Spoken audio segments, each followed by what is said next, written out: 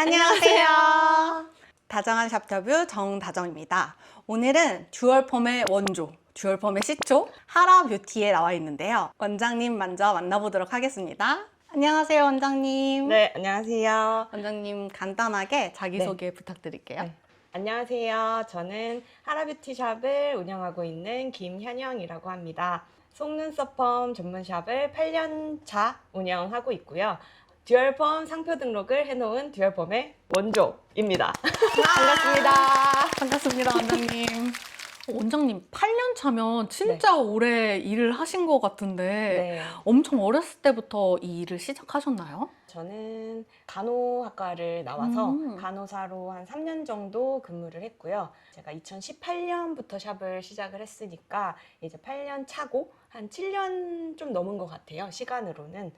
그러면 간호사라는 직업 되게 선망하는 직업이고 되게 좋은 직업이라고 생각하는데 네. 어떻게 간호사에서 속눈썹 펌 샵을 운영하게 되셨을까요? 제가 3교대로 병동에서 환자들을 보는 근무를 했었는데 이게 3교대를 한 3년 정도 하다 보니까 너무 힘든 거예요. 특히 나이트 근무를 하고 퇴근을 했을 때 남들은 출근하는 시간에 밤을 새고 피곤한 상태에서 퇴근을 하는데 제가 너무 예민해지고 성격이 뭔가 안 좋아지는 것 같아서 저한테도 잘 맞고 보람찬 직업이지만 평생 할 수 있는 직업은 아닐 수도 있겠다 생각을 해서 다른 분야의 직업을 한번 찾아볼까라는 생각을 하던 찰나에 눈썹 문신을 받게 된 거예요. 저희 언니가 다니는 피부샵에 출장을 오신다고 해서 언니가 너도 할래? 해서 그래 나도 할게 하고 생각 없이 가서 받았는데 바늘로 막 이렇게 하시더라고요. 그래서 내가 이 직업을 해봐도 나쁘지 않겠다. 왜냐면 간호사가 바늘로 주사를 놓는 직업인데 이런 뭔가 위생적이고 바늘을 사용하는 직업을 하면 사람들이 더 믿고 많이 와주지 않을까 하는 생각으로 반영구로 처음에 시작을 했어요. 반영구를 배우면서 그 당시에는 속눈썹 펌이 이렇게 보편화돼 있지가 않았고 속눈썹 펌을 하는 샵도 많지가 않았어요. 그래서 반영구를 배울 때 30만 원을 더 내면 그냥 속눈썹 펌을 알려주겠다는 거예요. 뭐 나쁘지 않겠네 생각을 하고 속눈썹 펌을 배웠죠. 속눈썹 펌은 생각지도 않게 서브로 배웠던 건데 하다 보니까 속눈썹 펌이 너무 재밌는 거예요. 그리고 사람들이 하지 않는 분야다 보니까 뭔가 어디 가서 제대로 배우고 싶은데 배울 데가 없었고 그러면 내가 이거를 연구를 좀 해볼까 해서 그 당시 남자친구를 데려다가 양쪽 롯들을 막 다르게도 써보고 그 당시엔 제품이 정말 많지는 않았는데 이것도 써보고 저것도 써보고 하면서 되게 연구를 많이 했어요. 근데 그때 속눈썹 펌 하는 샵이 많지 않다 보니까 손님들이 갑자기 많이 찾아주시게 됐고 그러다 보니까 더 잘하려고 노력을 하게 되고 하면서 좀 시기적으로 운도 좋았던 것 같아요. 그때 한참 이제 속눈썹 펌이 시작될 시점에 하신 맞아요. 거네요? 네네. 그때 롤리킹이란 제품 있었나요? 롤리킹만 있었던 것 같아요. 거의. 그리고 로만사 로트 정도는 있었던 것 같고요. 사실 지금 시작하는 원장님들은 모르실 수도 있는 제품들, 그런 제품들을 사용을 많이 했었어요. 펌이 코로나 이후로 완전 많이 발전을 했잖아요. 맞아요. 네. 당시에는 네. 마스크만 쓰니까 맞아요. 눈 화장이 정말 중요했거든요. 맞아요. 그 눈 화장의 중요성이 이제 대두되면서 속눈썹 펌도 같이 성장하는 그 시기에 맞게 원장님이 교육을 시작하고 계셨군요. 네, 그래서 교육도 사실은 생각을 처음부터 했던 건 아닌데 이제 그 당시에 속눈썹 펌을 하는 데가 너무 많지 않다 보니까 교육 문의가 계속 왔던 거죠. 처음에 몇 번 거절을 했어요. 아직 시작한 지 얼마 안 돼서 가르칠 정도는 아닌 것 같다라고 했는데 계속 문의가 오다 보니까 수강을 시작하게 됐고 그때는 이제 1대1 수강부터 해가지고 그냥 내가 하는 그대로를 알려주는 거 있잖아요. 옆에 붙어가지고 그런 정도의 느낌으로 수강을 시작했고 그 당시 시기적으로 그렇게 했었던 것 같아요. 그러던 와중에 원장님만의 것을 만들기 위해서 듀얼펌이 생긴 건가요? 듀얼펌은 어떻게 생겼죠? 듀얼펌은 손님들 중에 언더펌을 원하시는 분들이 있더라고요. 그때는 치료의 목적이었어요. 눈 찌르는 분들이 와서 저 속눈썹 언더가 너무 찌르는데 밑에는 파마를 할 수 없나요? 로 사실 시작을 했고 그때 도전 정신으로 해봐드릴게요 해서 그 제일 작은 로트를 반대로 뒤집어서 위에 하듯이 해봤더니 되는 거예요. 그리고 처음에는 따로 했었는데 이게 시간적으로 따로 하면 손님들도 힘들고 저도 시간이 길어지니까 좀 효율성이 떨어지는데 생각을 하고 같이 해봐야겠다 해서 그 당시에 위아래 같이 시술하는 거를 정말 많이 연습을 하고 정말 많이 연구를 했거든요. 그래서 미세하게는 뭐 손의 각도라든지 그 로트를 붙이는 것도 손의 각도가 또 중요하잖아요. 맞아요. 되게 연구를 많이 해서 동시에 했더니 웬만한 사람들의 눈은 가능한 거죠. 근데 이게 튜토리얼이 딱 완성된 느낌이었나요? 맞아. 그렇죠. 그래서 그 튜토리얼은 완성이 됐는데 딱 부르기 쉬운 이름이 있었으면 좋겠는 거예요. 처음에는 정규 수강에 넣으면서 이름을 정해야겠다 생각을 했어요. 근데 그 이름을 정할 때 남들이 안 쓰는 이름이어야 되잖아요. 따라하면 그렇죠. 안 되니까. 그 당시에 샵 이름 찾아서 처음에 하듯이 있는지 없는지 다 찾아보고 네이버 찾아보고 인스타 찾아보고 그렇게 해서 이름을 정한 게 듀얼펌이었어요. 그래서 듀얼펌으로 그렇게 이제 홍보를 하면서 수강을 하게 됐고 듀얼펌이 이제 점점 퍼지면서 인기가 많아지네 하니까 상표 등록을 생각을 하게 된 거고 변리사분들한테 여러 군데 연락을 했는데 불가하다, 안 될 거다 라고 얘기를 받아서 제가 이제 여러 교수님들의 자문과 여러 노력을 통해서 결국 상표 등록을 했죠. 그래서 제가 시작한 시기보다는 상표 등록한 시기가 좀 늦어지기는 했어요. 2023년 기준으로 등록이 됐으니까. 그러면 원장님 속눈썹 펌이 거의 시작되는 시점에 속눈썹 펌에 입문하시고 수강도 하시고 언더펌 거의 없을 시절, 잘 들어보지도 못한 시절에 언더펌도 시술도 연구를 하시고 더 발전돼서 이 위아래를 같이 하는 듀얼 펌까지 만들게 되신 거죠. 맞아요. 진짜 위아래 동시 시술하는 게 정말 어렵거든요. 어려워요. 솔직히 언더펌만도 하는 게 어려워요. 위에 펌을 하고 나서 언더펌을 따로 하는 것도 어려운데 두 개를 동시에 시술하는 거는 웬만해서는 시술하기 어려운데 네. 그런 것도 수강을 다 하시는 건가요? 네, 맞아요. 근데 듀얼펌은 아예 초보분들이 원데이로나 투데이로는 와서는 못 들으시고요. 정규 수강으로 마지막 단계에 들으시거나 아니면 이미 시술을 많이 하고 있는 원장님들이 원데이나 투데이로 오시는데 듀얼펌을 잘 하려면 위에를 잘해야 돼요. 기본을 네, 잘 해야지 맞아요. 듀얼도 네. 잘할 수 있다. 네, 기본적으로는 위에가 흔들림이 없어야 돼요. 뭐 시술력이나 고정력이나 이렇게 컬이 나오는 실력이나 이런 게 흔들림이 없어야 언더를 잘할 수 있는 거거든요. 그렇기 때문에 저희 정규 수업도 먼저 앞에를 연습을 많이 하고 과정을 좀 지난 다음에 듀얼펌 수강은 뭐 한 달 후 이렇게 잡아드리기도 하거든요. 그러면 원장님 듀얼 펌이라는 상표 등록을 특허로 네, 받으신 거잖아요. 그러면 이 단어를 사용하고 싶으면 원장님께 수강을 들으면 사용할 수 있나요? 네, 맞아요. 저희한테 듀얼펌 수강을 들으시면 듀얼펌 상표를 사용하실 수 있고요. 대신 수강은 하실 수는 없어요. 제 상표이기 때문에 듀얼펌 이름을 가지고 수강을 하실 수는 없습니다.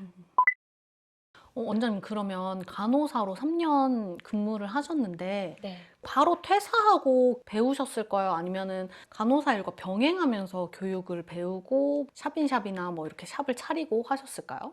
이게 저도 간호사를 그만두기에는 좀 불안감도 있고 아까운 마음도 있고 했기 때문에 간호사 3교대를 하면서 배웠고요. 그리고 처음에 샵인샵으로 들어가서 2달 정도는 투잡으로 병행을 했어요. 그래서 아침에 새벽에 데이 근무를 하면 6시에 출근해서 3시쯤 끝나거든요. 그러면 그 오후의 시간이 있잖아요. 그래서 퇴근한 손님들 그리고 오후 손님들을 받고 그리고 이브닝 출근은 1시, 2시쯤에 출근해서 9시, 10시에 끝나요. 그러면 오전 손님 받고 출근하고 그리고 나이트 근무를 하면 8시, 9시에 끝나니까 잠깐 좀 오전에 자고 오후 손님 받는 거예요. 그래서 그렇게 한 2달 정도 병행을 했었어요. 투잡으로. 그럼 거의 잠자는 시간이 없었던 거 아니에요? 그렇죠. 근데 그때는 간호사 일도 하면서 이 일을 하니까 부수입인 거잖아요. 그 돈들이 뭔가 막 쌓여나가는 기분이 재밌더라고요. 그리고 새로운 걸 시작했는데 손님들이 막 갑자기 찾아주시는 것도 너무 재밌었고 그래서 이제 2달 정도 하다가 좀 체력적으로 힘들기도 했고 한번 해보고 뭐 정 안 되면 다시 간호사 해야겠다라는 생각으로 그만두고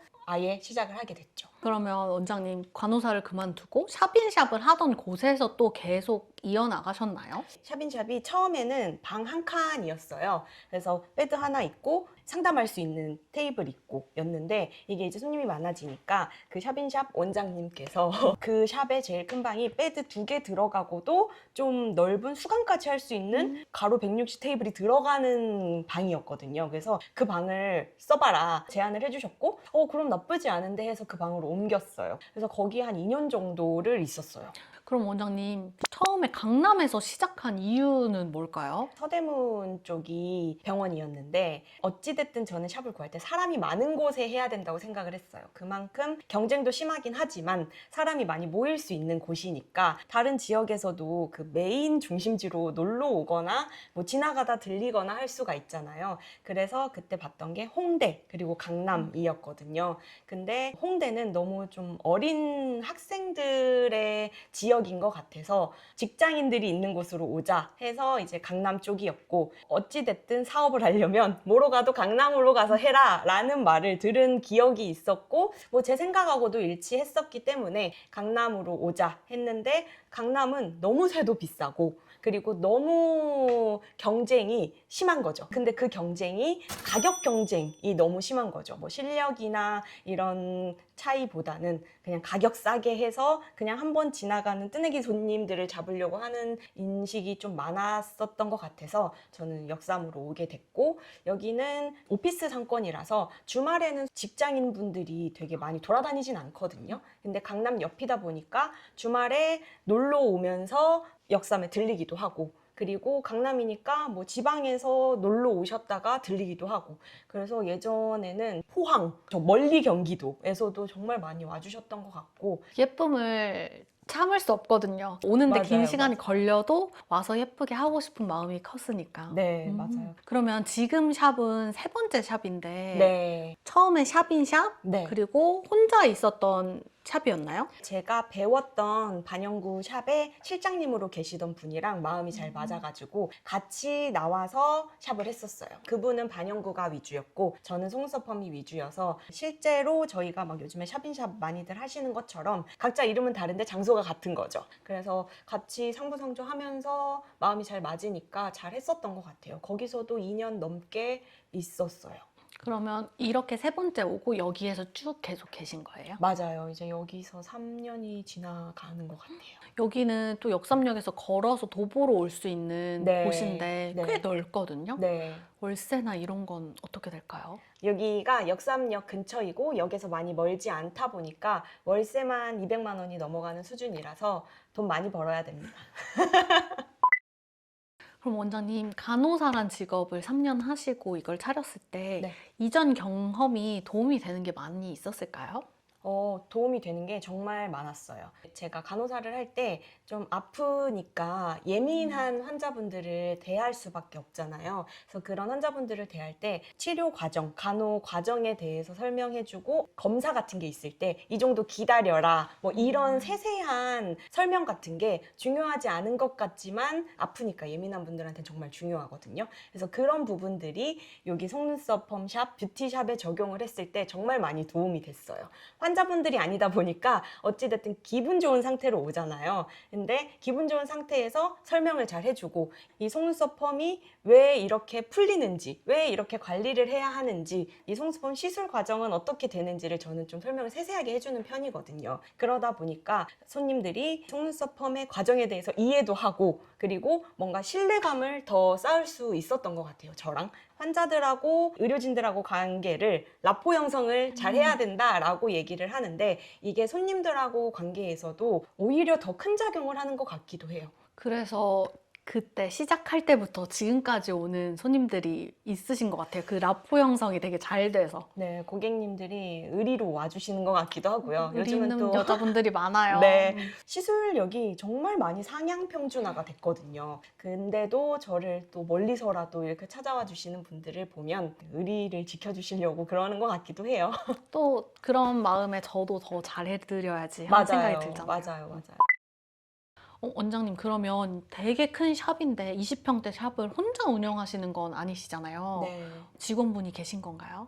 네, 지금 거의 4년이 돼가는 저희 부원장님이 계시고요. 그리고 왕십리점 원장님인데 저희 강남점에서도 시술을 같이 도와주시는 이제 왕십리점 원장님이지만 강남점에는 실장님이 계세요. 그래서 이제 그 직원분들이 제가 아기 낳고 오는 동안 공부하는 동안 샵을 지켜주시고 시술도 잘 해주고 계셔서 샵이 잘 운영되고 있는 것 같습니다. 그 두 분은 어떤 인연으로 직원으로 일하시게 된 걸까요?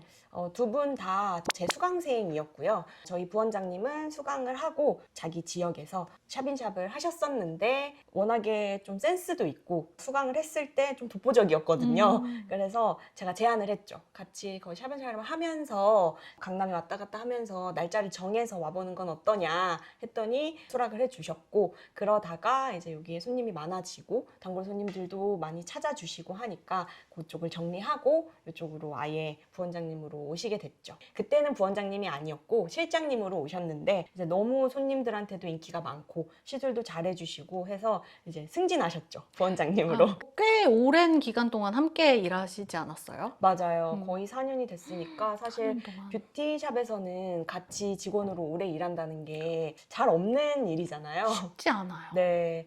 그렇다 보니까 되게 이렇게 오랜 기간 직원으로 부원장님으로 일을 해주고 계셔서 너무 감사하죠. 감사한 마음이 제일 큽니다. 그러면 이렇게 같이 오래 일할 수 있는 네. 노하우나 팁이나 이런 게 있을까요? 이렇게 많은 원장님들이 직원을 구하고 싶은데 오래 일하는 직원이 없을 뿐더러 직원 구하는 게 쉽지 않다고 말씀하시더라고요. 특별히 뭐 저만의 노하우가 있는 건 아니지만 뭐 뻔한 얘기지만 진심으로 대해주는 것과 또 중요한 거 하나는 수익 분배. 뷰티샵이 혼자 창업하는 게 쉽다 보니까 이 정도면 내가 그냥 나가서 창업하지 라고 생각하고 나가는 직원분들이 정말 많으신 것 같거든요. 근데 나가서 하는 것 못지않게 그리고 이제 나가서 신경 써야 되는 부분하고 상쇄될 수 있게 나가서 신경을 안 쓰고 여기서 이 정도면 괜찮지 뭐 쉽게 얘기하면 그 정도 될 수 있게 좀 수익 분배를 하면서 하면 괜찮은 것 같아요. 서로 윈윈할 수 있다. 네, 맞아요. 서로 윈윈할 수 있게. 그리고 이제 계속 이제 시술을 하고 수강을 하고 하면서 그 스킬업도 계속 옆에서 같이 할 수 있잖아요. 그래서 그 부분에 대한 것도 있지 않을까 싶어요. 근데 저희 부원장님 얘기를 들어봐야겠죠? 부원장님 인터뷰 기다리겠습니다. 우리 할 이야기가 아직 많이 남았는데 네. 시간 관계상 여기까지 1부로 하고 우리는 2부에서 만나요. 2부에서 만나요. 어떻게 뷰티샵을 운영하다가 대학원을 갈 생각을 하셨을까? 그리고 정확히 어떤 걸 전공하셨을까 궁금하거든요. 그때는 그냥 다 그만두고 아기를 케어해야겠다라는 생각도 많이 들더라고요. 제가 진짜 많을 때는 하루에 거의 20명까지 시술을 했었거든요. 30분 간격으로 진짜 공장처럼. 근데 그 와중에 듀얼펌 맡겨가지고 시술을 하다 보니까